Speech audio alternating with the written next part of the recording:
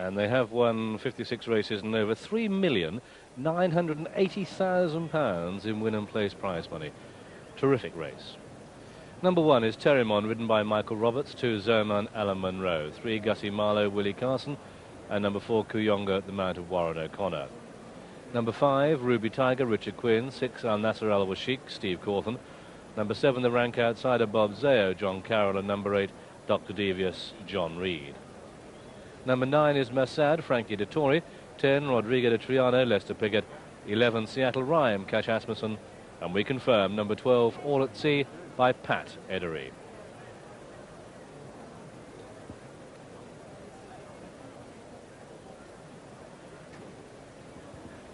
Kuyonga, the 13-8 favourite from 6-4, All at Sea on 6-1, along with Dr. Devious from 7. Al Nasser Al Washik, a 7-1 chance, together with Rodrigo de Triano. Ruby Tiger, 8-1, Seattle Rhyme 16s, Massad on 20s, along with Terrimon and Zoman, Gussie Marlowe 50s, and Balzer, the outsider, 200-1.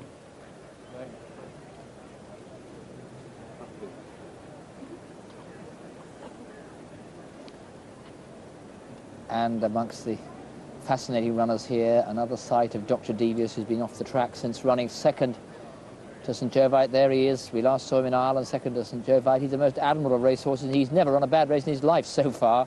In 10 runs, he's won 5, finished second 4 times. The unplaced run, remember, was finishing strongly with his throat clogged with dirt in the Kentucky Derby. Within a month, he was at the real thing at Epsom with today's rivals, Rodrigo de Triano and Al Nasser Al Washik behind him. And history knows what happened. But it's twist and turn, pressed by Dr. Devious in the pale colours on the outside. Then St. Jovite and Mutaram, and Al Nasser Al Washik and Silver Wisp is continuing to eat up ground as Dr. Devious goes for home. Just over a furlong to go. It's Dr. Devious in the lead. St. Jovite, Silver Wisp pressing second and third. But it's Dr. Devious in the lead as they race up towards the line. Dr. Devious cleared by 3, Silver Wisp and St. Jovite having their battle for places, but the derby goes to Dr. Devious. Well, this horse, Rodrigo, didn't seem to act on the track or stay the trip in the Derby, but he should be much better suited by the shorter trip today. And remember, he is a dual classic winner this season. Who could forget that fantastic win at Newmarket back in May when 56-year-old Lester Piggott, wearing the famous green and blue silks of owner Robert Sangster, brought Rodrigo de Triano through to win and provides second-season trainer Peter Chappell-Hyam with his first classic success. That was a great day at Newmarket, but he didn't have to wait long for his second success, because 2 weeks later, Lester and Rodrigo did it again in the Irish 2000 at the Curragh. They're racing towards the 2 furlong pole now, and it's Lucky Lindy, the leader, from Ezud, and then comes Portico and Brief Truce. Rodrigo de Triano looking for room. Irish Memories in behind them. They race towards the final furlong. Lucky Lindy and Ezud. Rodrigo de Triano charging through on the inside now. Get the gap as they come to the furlong pole, and it's Rodrigo de Triano who quickens to the lead on the far side from Ezud. Brief Truce, Lucky Lindy inside the final furlong. Rodrigo de Triano 2 in front. Ezud is coming after him, but racing up the line. Rodrigo de Triano, it's Leicester's 16th Irish Classic.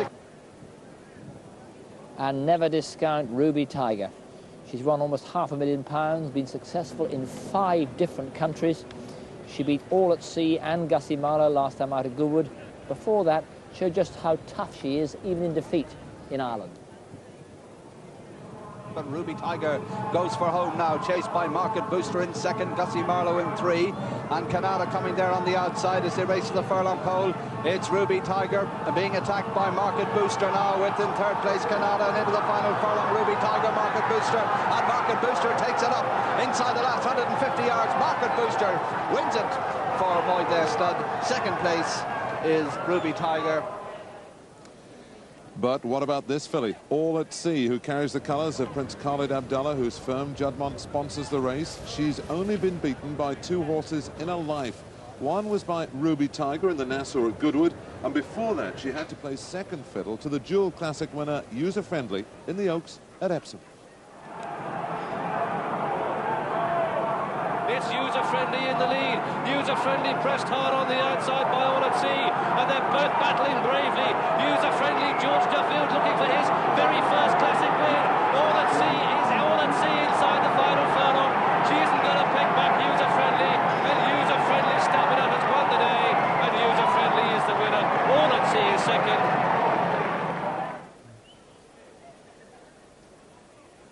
Kuyonga, the 7-4 favourite now, all at sea, 11-2 from sixes, and Dr. Devious, a 6-1 chance.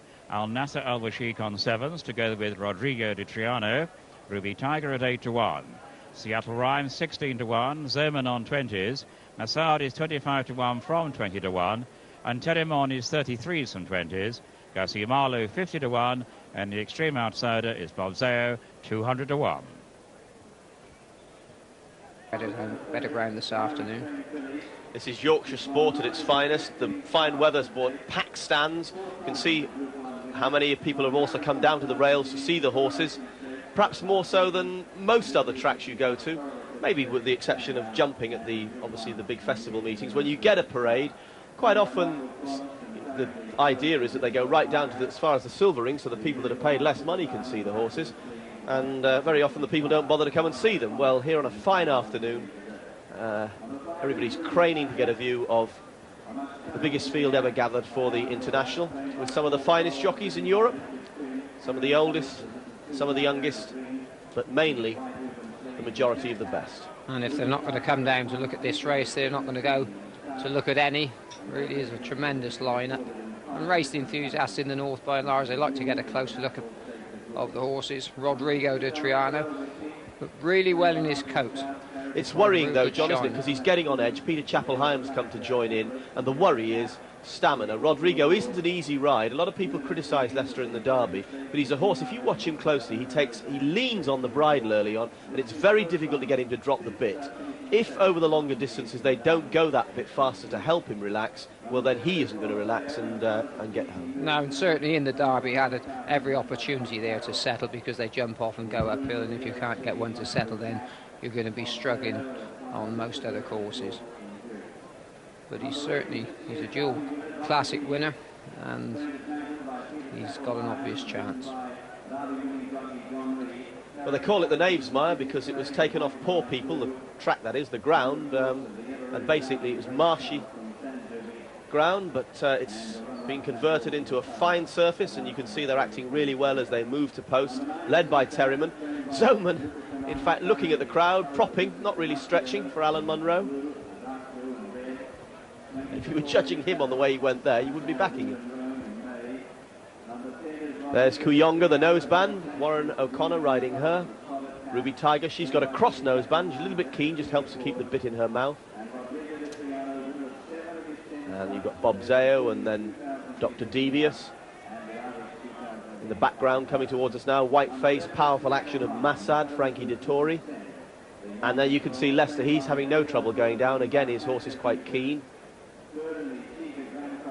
Pat Edery on all at sea. He'll be quite happy. His filly hasn't really jumped into her bridle. She's just lobbing.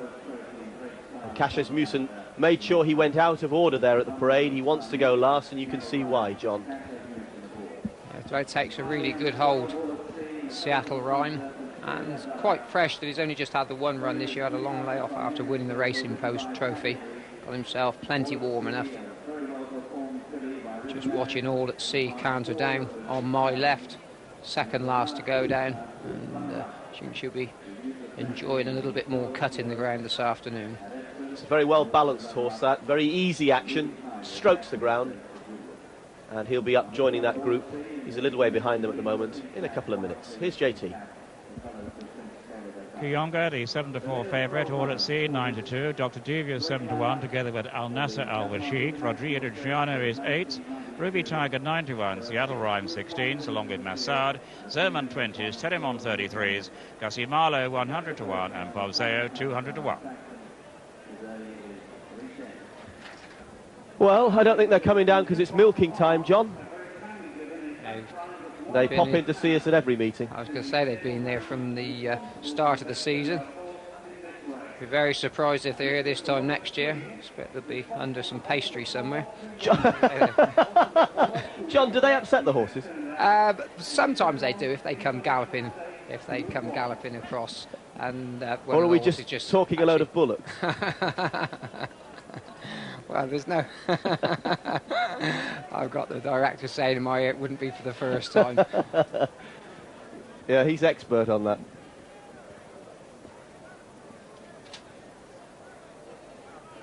And once again, you see Rodrigo through the preliminaries at the stage when the jockey wants the horse relaxing. He's just fretting. He's a little bit on edge, which is worrying if you've backed him for the reasons we made earlier. But anyway, Derek talked to Peter Chapel-Hyam before racing. He said that he'd heard Rodrigo been working well. What was the latest news? He's in very good form. He is working very well, and he's put on. You'll see. He's muscled up a lot more since the Guineas. He's done really well for his break, and he'll run a big race here today. What about the trip, though? Stepping up in distance. I think he will get. I think he'll get the trip. It's obviously, it could be a doubt, but I do think he will get the trip. Especially now we've had a nice couple of drying days. That helps the cause. No stamina doubts about Dr. Devious, but how fit is he? You said last week he still needed a couple of gallops. He worked very well on Sunday. Though I wasn't here, I spoke to everyone at home. But he did work very well on Sunday. We just gave him a little pipe opener, and he's just about there. Would he be fit enough? Oh yeah. He's good enough as well as fit enough. But and if I asked you to compare the two today? That's a good question. Yeah, I just have to stop running two in one race, I think. Today, I swing Rodrigo away. Today. He's getting cagier the more experience he gets, isn't he? $1 million question. With his Massad, he's got to improve significantly to take a hand in the and finish of this race. But when we watched him win at Newmarket last time out in what was a slowly run race, he really did quicken up impressively, and it's just open to opinion whether he's going to improve enough to take part in the finish. Abroad, and she's won in 5 different countries, and she was a really tough filly to get past once she gets her head in front. Never does less than her best. It's actually an incredible piece of training by Paul Cole to get her back to the level of form she's shown this season, because although it was, they say, only a minor crack of the knee, it stopped her racing from last August for the rest of the season, and any knee injury is very serious in a horse. Yeah, she was out. She's only the second filly to win 2 Nassau Stakes, and she, as I said, is incredibly enthusiastic. Richard Quinn rides her and knows her inside out, and those just went to go for home on her. Did particularly well to win over in Woodbine in Toronto, and about 2 years ago the conditions over there got really soft, and I know that they thought that she wouldn't handle it. Anyway, she got her head down, buckled down to it, and won yet again. There's Paul Cole's other runner, Zoman, looked particularly well, this horse, and you would have heard Alan Munro saying that he probably left the horse plenty to do in the Coral Eclipse. This is a horse who likes to race up there with the pace, and wasn't really unlucky to get beaten over in Ireland prior to that by Opera House, but really tough, had a tremendous race. It was a pity that either horse had to lose on that occasion. Well, it'll be interesting to see what the pace is here. Alan said, or has almost certainly indicated, that Zoman might be up there early on, but there's no absolutely guaranteed front runner unless Al Nazar Al Washiq is ridden the way he was when he won the Dante here back in the spring. Otherwise, you'd expect to see Dr. Devious handy, All at Sea reasonably handy. Terryman's made the running last year in what was tactics that were more or less forced on Michael Roberts. He took up the gantlet straight away, but usually the horse is held up. Might just try and surprise him again this afternoon. Well, there's plenty of people come down to see the loading up procedures. They're watching Zoman, and he's being a little reluctant, but then he often is. He can take a deal of persuading. And Kuyonga still on the drift. 5-1 All at Sea, 7-1 Al Nazar Al Washiq, 15-2 Dr. Devious. And if you're worrying about Zoman, don't worry too much. I've seen him be just as mulish as this and then run really well. And nearly 10 minutes late. A little difficult to know why. The preliminaries seem to go smoothly enough. Buckle, 2-1 now. They're shouting against Kuyonga. Punter's not going in for her. 5 against All at Sea. You can then get 7-1 Al Nasser Al Washiq, 15-2 Dr. Devious, and 8-1 Rodrigo de Triano and Ruby Tiger. A drifting, ominous favourite now. The stats are against Kuyonga, so are the bookmakers and the punters as well. Well, Mac didn't add, which is unlike him, that no Eclipse winner's gone on to win the race in the same year. But, of course, Kuyonga hasn't read the stats. Oh, I don't think she has, anyway. She'll be worth an awful lot more than she is if she has, that's for certain. Almost going in, Zoman. It's harder to actually get them in when they're halfway in stop. You've got nothing to pull on. Anyway, they're almost all in, Graham. What's your fancy? Well, I go for Dr. Devious for being the value price in the race, so the Kuyonga will obviously be a tough nut to crack. There's All at Sea going in, narrowly beaten in her last 2 races, back over today's trip of a mile and a quarter, 85 yards, but they break away for the Juddmonte International, and through the first furlong, Ruby Tiger, Massad racing fast, Zoman up with the pace, Al Nasser Al Washik runs a rail, Terrimon's in there. Seattle Rhyme is tucked off the pace, and so too is Rodrigo de Triano, and Kuyonga normally held up in the last 3.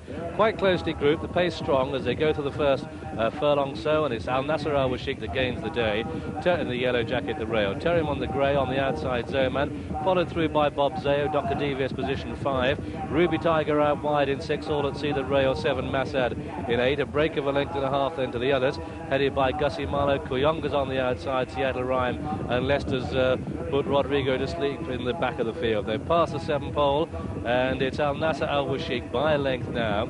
2 in second place, Terriman, Bob Zao the rail, Zerman out wide, a line of 3 for second place, then the Devious, Dr. Devious is in 5, they've passed the 6 furlong marker, and then Ruby Tiger out wide, and All at Sea and Massad, and then Kuyonga and Seattle Rhyme and Gussie Marlowe, and Lester on Rodrigo is the trailer as they come down past the 5 pole, and it's Al Nasser Al Washik, Steve Corfin out in front, Zoman just being niggled along, Bob Zao rails well, Dr. Devious on the outside of Terriman. Kuyonga's having to pull wide for room and wide for a run, and they're just leaving her a bit flat-footed as Al Nasser Al Washik on the bridle, clear by 2. Here comes All at Sea with a wet sail. Dr. Devious on the outside, off the pace, and Seattle Rhyme is getting cheekily nearer. They leave the 3 behind them. Al Nasser Al Washik, All at Sea, Dr. Devious, Seattle Rhyme back on song. Here comes Rodrigo Tiano, the blue sleeve jacket with a run. They're past the 2, Al Nasser Al Washik, All at Sea. Rodrigo de Triano on the outside of Dr. Devious, then Seattle Rhyme followed by Massad and Zoman. They race down to the final furlong, and it's Rodrigo de Triano and Lester Biggett. Panettary All at Sea, the pink cap, but it's Rodrigo de Triano who lengthens and goes on. No stamina down here, he's going to see the trip out all right. Rodrigo Triano, All at Sea fighting back, but Rodrigo de Triano holds it from All at Sea second, and then in third, photo third, Seattle Rhyme and Dr. Devious, followed by Massad, Zerman, Al Nasser Al Washik, Ruby Tiger, who was a bit disappointing, followed then by Gussie Marlowe and Terriman and Bob Zao, and tailed off and virtually pulled up through the last furlong is the favourite Kuyonga. And so there is Kuyonga, who hardly got home at all, and just trotted up in the last half a furlong or so. And so the result then, I'm sure there'll be a steward's inquiry to this race. Don't think certainly won't, in my judgment, concern the winner, but they might call a steward's inquiry for determining the poor running of Kuyonga. That's all in the melting pot. Let's go for the result. It's a win for number 10, Rodrigo de Triano, in the colours of Robert Sangster. This one trained by Peter Chappell-Hyam and ridden by Lester Biggett, for whom he is the 24th winner of the season. And Rodrigo de Triano, American-bred son of El Gran Senor, bred at the Swettenham Sturton. Well done to them. Second horse home, well, that's number 12, All at Sea. Second again under Pat Heddery in the colours of Carla Abdullah, trained at Newmarket by Henry Cecil. A close call for second place, for third place between Seattle Rhyme and Dr. Devious. The highs, the lows, no one knows them better in the game of racing than Lester Biggett, and here's one of his highs. A fine performance to husband this horse home, and if you go back tonight, for those of you with a video, watch the first furlong of this race. The job was won and lost there because he gave Lester a horrible time early on. He pulled hard. Eventually, John Franklin said to me, he's got him. And going into the closing stages, having got him settled, he could use his change of pace to good effect. Up front now, and All at Sea, Pat Heddery, pink cap comes to join Steve Corthan, yellow colours. Steve looks cooked against the rails. It's All at Sea, but as she hits the front, she's immediately almost in trouble and off the bridle. She's pressed by Rodrigo. She doesn't give in, but he's got something she hasn't, a sharper turn of foot. Yeah, she's really given her all, and we saw a game of really performance to finish second in the Oaks, but Lester's timing is absolutely immaculate. Put this horse's head in front, and he's barely known that he's had a race, just as he did in the Irish Guineas. Really wonderful riding performance to watch. And I think probably one of the most pleased of the trainers will be David Ellsworth. Seattle Rhyme ran on really well. I think 3rd place.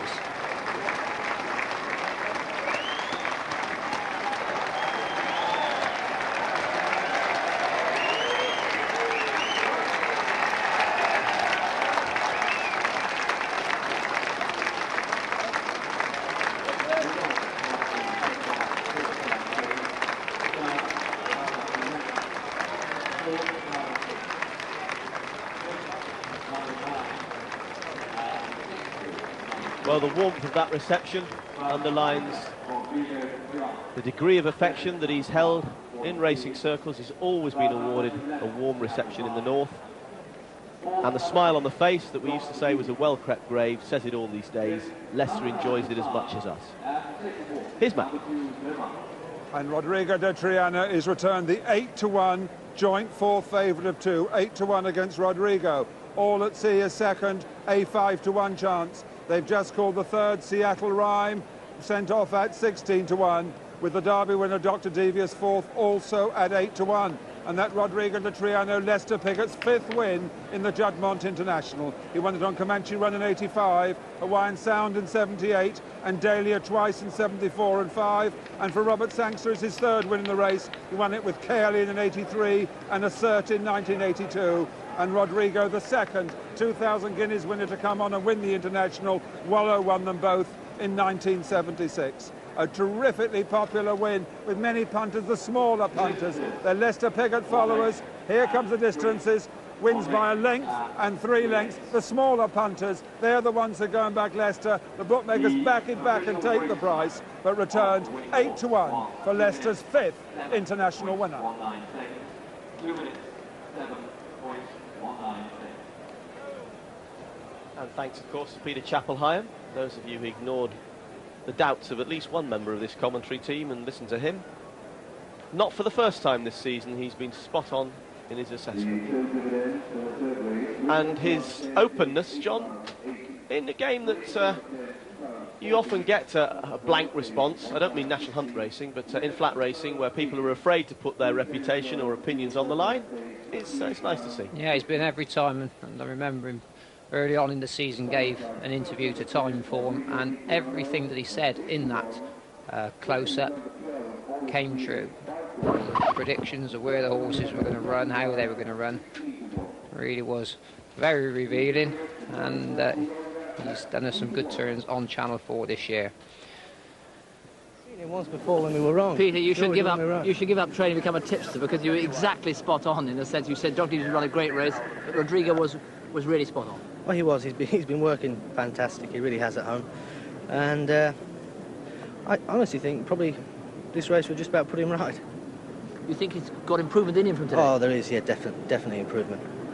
Definitely. And he's won this so smoothly. I mean, people were saying that a mile was going to be his maximum trip after he won the Guineas. Yeah. But what do you think his best distance is? I think it still is a mile. But he's an exceptional horse, and I've always said that, and you can't take that away from him. He's exceptional. And good horses win over most trips. When you say he's going to improve, where's he going to be aimed at? Because I haven't really spoken to Mr. Sangster yet, but I suppose we might go for the Mulan or something like that. And the Breeders' Cup at the end of the year? That's a possibility, but I'm not too keen on going to Florida. And a word about the pilot, because even by his standards, he determined to set him a task to get him settled. Yeah, that was the plan, because we had a very bad draw, 12, which was the only thing I was worried about. And Lester was worried when I arrived, and it's not like Lester to get sweated up. I said, look, we'll just, all the fast horses are on the inside, let them go, and we'll just bide our time and come through, hopefully. Because being drawn out wide. Yeah, you either had to make one decision, go with him or drop in. And his way of racing is dropping in, so we dropped him in. And take us through the other horse, Dr. Devious, because he's saying he was 2 gallops short, but he's run a blind, isn't he? He doesn't know how to run a bad race. He's a fantastic horse. I just feel very sorry that he got beat. Finished 4th, here's no disgrace. And we'll go now straight to the Arc. It's straight to the Arc? Yeah. And he's going to be in shape for that? Oh, he'll be in top shape for that. Peter, thanks for talking to me. Thank you very much.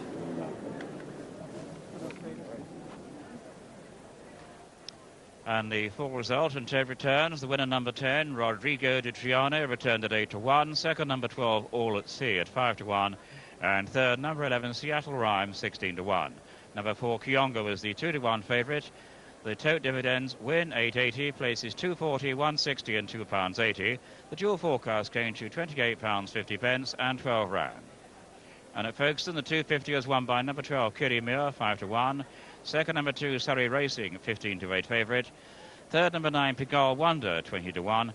And the fourth horse, number 7, Kissavos, at 9-1. The tote returns win 4.90. Places 1.60, 1.30, £6.80 and £1.70. The dual forecast going to £5.80. The computer straight forecast to 14.56. And the tricast to £164.66 and 16 round. And these crowds have seen yet another historic milepost in the quite extraordinary career of Lester Piggott, because, and we're not going to mention his age, but even at this stage, there is no other jockey in Britain who has won 3 Group 1 races this season. The 2,000 guineas on Rodrigo-Di Triano, the July Cup on Mr. Brooks, and now the Juddmonte International on Rodrigo. Lester Piggott, not for the first or the last time, leads the field. I can tell you the stewards are actually inquiring into the running of the favourite Kuyonga. What actually happened? Warren O'Connor, the jockey, said, Derek, I don't know. She felt very lifeless. She's not lame or anything like that, but they aren't machines. They are racehorses, and sometimes they do it, sometimes they don't. She certainly didn't do it there. But what about the other horses that certainly ran better? All at Sea, her trainer, Henry Cecil, said, you've got to hand it to the winner. The winner really is exceptional because his filly ran very well indeed. Will now possibly go for the Queen Elizabeth at Ascot, followed by the Champion Stakes at Newmarket. The third horse, Seattle Rhyme, I thought David Ellsworth did a very good training job there. Cash Asmussen confirmed that view. He said the horse will improve, and they're on course for the Arc de Triomphe. Dr. Devious, I think he also has the Arc as his objective, but we'll wait and see on that. But John Reed said very pleased with him indeed with his first run for a long time. The others, Zoman, Alan Monroe, said the horse felt quite flat all the way. Of the others, Ruby Tiger, Richard Quinn said he was beaten turning for home, and Al Nasser Al Washik, Steve Corton, said he was pleased with him until he blew up and with about a furlong to run. Well, that's the news on the horses that didn't win. What about the winning owner? He's with Robert Sangster, Bruscott. Robert Sangster, the glory days back and the years rolled back with Lester Piggott on board Rodrigo. Great win. I've never heard a crowd more enthusiastic at York in the sort of 25 years I've been coming here. And I'm obviously delighted for myself. I'm delighted for Lester and the horse. And these obviously were the tactics come from behind. But yeah, you've seen Lester for a long time, come from the way back. But it was a big task. Well, I pulled up outside the weighing room when I arrived at 1:15, and Lester got out of a taxi, and so the old adage, you back the first trainer or the first jockey, and he came over to me. He's never ever done that before. Yeah. Well, he's always done. And he said, we've got a terrible draw. Well, I must admit, a mile and a quarter, I haven't actually looked at the draw. And so he said, what do you want me to do? Well, yeah, I said, drop back. And here he is, Lester. Many congratulations. Robert was saying he saw you get out of the taxi today, and you were very worried about the draw. That's right. Well, it couldn't have been worse draw, and especially in that race, because you're nearly on top of the turn, and you're pretty wide out there, you know. And looking at the race early on, it seemed that it was quite difficult to settle him, wasn't it, just early on? Well, not really, but, you know, the one horse came up on my inside, and I had to let him go, and, you know, they were just stopping and starting a bit.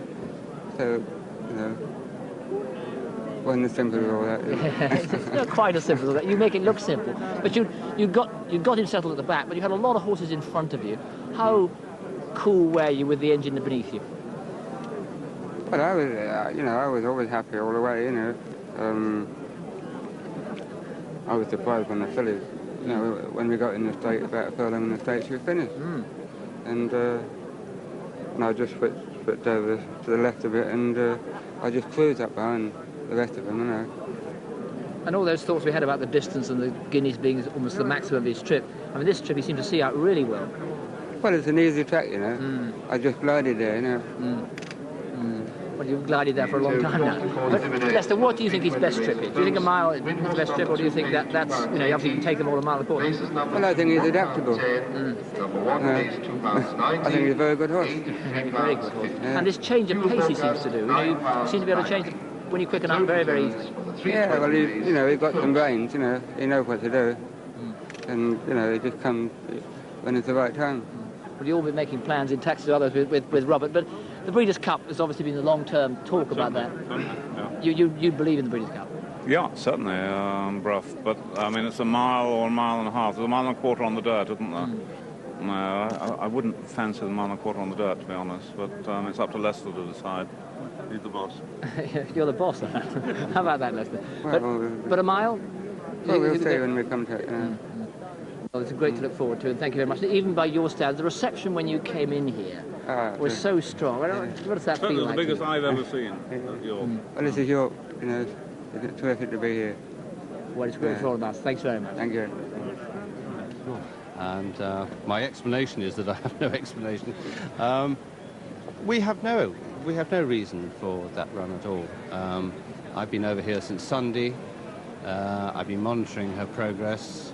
It's not as though I just flew in 2 hours before the race and had a look at her and said, yeah, she looks grand or anything. She worked on the track yesterday morning, and I have to say we even brought her up after the 2:35 across the course, which is slightly unusual. They usually bring them up just before the race so that she didn't get upset once she was over here. So up to the time I legged Warren O'Connor up, I was very happy with her. She was a total bitch to saddle, which is a good sign. Yes. She had about 6 drives at the Travelling Head Lad and 2 drives at me, and I was absolutely thrilled when she went out. She was just sweating the right amount. She got the best turned out prize. So, I mean, this is a funny race, you know. Was there a thought that she could have been got at in any way? If she showed you that before the race, obviously she was in a usual good form. I find that hard to believe. We arrived over on Sunday, as I say, and John Smith kindly put on security on Sunday night. We always bring extra staff with us who, during the day, one of my staff has an eye on her box door at all times during daylight. At night, the stable security men, if you want to go and see your horse, they accompany you, so it's very hard for anybody to go near a stable door. Yes, you must always think about that, but I think, you know, that we've taken as many precautions as we possibly can. Sure. Could the eclipse in the race in Germany perhaps have just taken too much out of her? No, that's not a reason. She was only racing for 2.5, 3 furlongs in the eclipse, and she only raced about 100 yards in Germany. Admittedly, the travelling is always something that's going to take things out of horses. But no, I'm sorry, Derek, it comes back to what my late father-in-law Tom Draper always said: horses are not machines. It's absolutely true. Well, I mean, thanks for coming on and saying it. How hard is it for you, you know, because you were strongly fancied to win? Everybody says Kuyonga's going to win, and to finish tailed off. How hard? Well, first of all, she wasn't tailed off, she was pulled up. Yeah, sorry. Slight difference. Exactly. Warren did say that if he had given another 3 or 4 around the backside, he could have finished and he might have beaten 1. Now, there's absolutely no future in that. Exactly. So he did pull her up. Of course it's hard. I mean, you hate seeing good horses beaten. It's a lot easier to take when you've got 4 Group 1s and £909,000 behind you, particularly for a filly, and you know that that's obviously too bad to be true. But what we have to do now is go home and have a look at her and wonder why she's done it, or find out. We have a rule in Ireland, which I personally could recommend to the English Jockey Club, that where any horse of ours runs particularly poorly, if we subsequently find a reason, we are duty-bound to report that. Yes. Under penalty of a heavy fine, if we don't do so, like if they travel badly to the races, or if they did found to be in season, or if we found they bled afterwards, or something like that. And I've said to the stewards here that naturally, if we find some such reason for her bad running, and in deference to the public as well, that we will be only too happy to make that available to the public. Information available to whoever wants to know about it. Good talking. Our commiserations to you and everybody at Backton. Mike, thanks for coming on talking. Thank you. Thank you. And what a supreme example of sportsmanship there by Michael Corn. So courteous so informative, suffering the agonies of defeat with Kuyonga. And the stats did tell you that she was in trouble, although she defied them in the Eclipse. She's now the 11th horse who come on in 21 runnings of the International, the 11th horse to have been first past the post in the Eclipse, and every single one of them have now been beaten. But of course the story right round here, and they were even applauding Lester Pickett, and they couldn't see him when he was receiving his award out there. He first rode on the Knavesmire in 1951 on this very day. He was third on Sir Percy Lorraine's Auroch, and he won his first race here in 1951 on Grani. And he now turns up with his 5th International 41 years later. How popular that was with so many of the smaller punters. The bookmakers reporting a light betting race, although Michael Simmons of Heathorns did lay 15,000 to 2 against the winner, when the bookmakers around him were calling 8 to 1. One punter went in with 15,000 to 2, Rodrigo, so that was a loser to him. A light betting race, but remember, Peter Chappelheim, interviewed by Tomo beforehand between Dr. Devious and Rodrigo. He plumped for Rodrigo. Listen to Channel 4, listen to Tomo's interviews, the trainer told you. Thank you, Peter. A lot of people listen to that.